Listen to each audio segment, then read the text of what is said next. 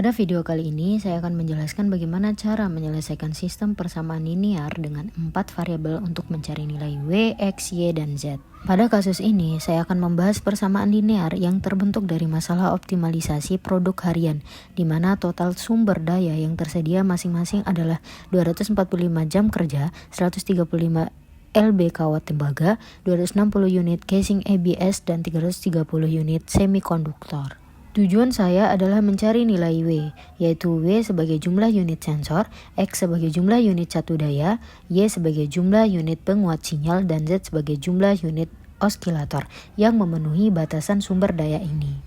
Saya ingin menyelesaikannya karena sistem seperti ini sering muncul pada analisis hubungan antar variabel dalam masalah alokasi sumber daya atau optimalisasi produksi. Sebelum masuk ke penyelesaiannya, saya buat beberapa asumsi dan istilah penting. Yang pertama, variabel W, X, Y, dan Z memiliki satuan yang konsisten pada semua persamaan. Kedua, setiap persamaan adalah hubungan linear antar variabel. Yang ketiga, sistem ini dapat dinyatakan dalam format matriks A kali X sama dengan B atau AX sama dengan B. Istilah yang digunakan di sini adalah matriks A, vektor variabel X yaitu W, X, Y, dan Z, dan vektor hasil yaitu B. Nanti kita akan menggunakan rumus X sama dengan A min 1 kali B untuk menemukan nilai W, X, Y, dan Z. Nah, yang pertama kita mencari dulu SPL-nya, yaitu 2W plus 3X plus Y plus 4Z sama dengan 245, 3W plus 2X plus 5Y plus Z sama dengan 236, W tambah 4X tambah 2Y tambah 3Z sama dengan 260, dan 4W plus X plus 3Y plus 2Z sama dengan 330. Kemudian kita ubah SPL tersebut dalam bentuk matriks dengan menggunakan rumus A kali X sama dengan B.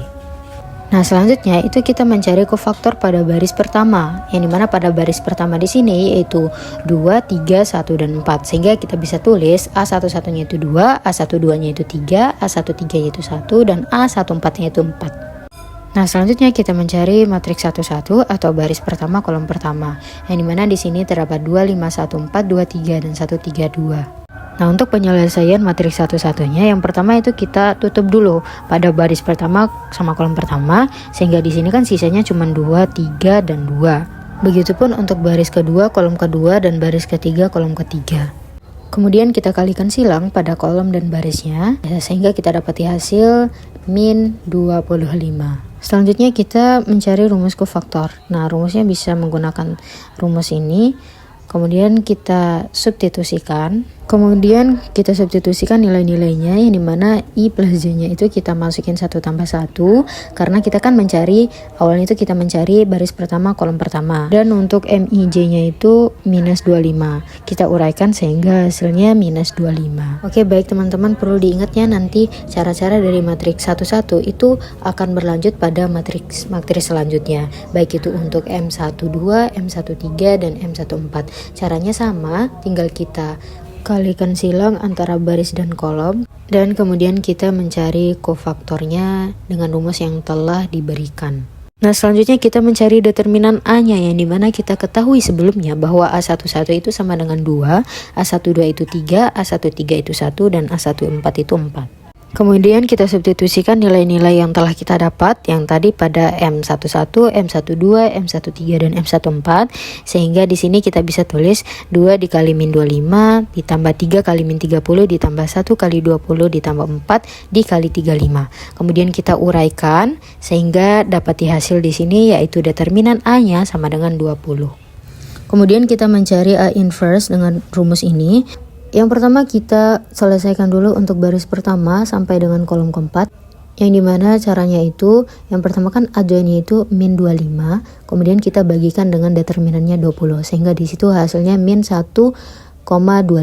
Begitupun untuk cara selanjutnya, yaitu untuk baris 2, 3, 4, dan kolom 2, 3, dan 4. Setelah kita mendapatkan hasil dari A inverse, selanjutnya kita bisa tuliskan hasil tadi dalam bentuk matriks. Dan untuk langkah terakhir yaitu mencari nilai W, X, Y, dan Z. Caranya hasil dari A inverse tadi itu kita kalikan dengan vektor hasil yang berisi total sumber daya, yaitu 245, 135, 260, dan 330. Hingga hasilnya di sini untuk W-nya sama dengan 190,25, kemudian X-nya 176,5, Y-nya min 110, dan Z-nya sama dengan min 138,75.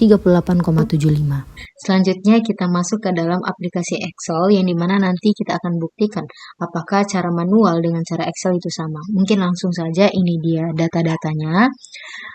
Yang pertama kita cari dulu inverse-nya, yang dimana di sini kita blok dulu data. Yang pertama kita cari inverse. Kita blok dulu kolomnya. Terus sama dengan inverse. Kemudian kita blok data 2 sampai dengan 2 ini. Enter. Nah, selanjutnya kita mencari MD term-nya. Rumusnya sama dengan MD term blok data dari 2 hingga 2, kemudian enter. Nah, selanjutnya kita mencari nilai W, X, Y, dan Z-nya. Kita blok dulu kolomnya, dan sama dengan mmul blok data inverse, enter. Sorry, di sini seharusnya koma. Kemudian kita blok data ini, enter. Nah, hasilnya akan terlihat di sini. Jadi dapat disimpulkan ya bahwa nilai dari cara manual dengan cara Excel itu sama. Mungkin hanya itu yang bisa saya jelaskan, lebih dan kurangnya saya mohon maaf. Wassalamualaikum warahmatullahi wabarakatuh.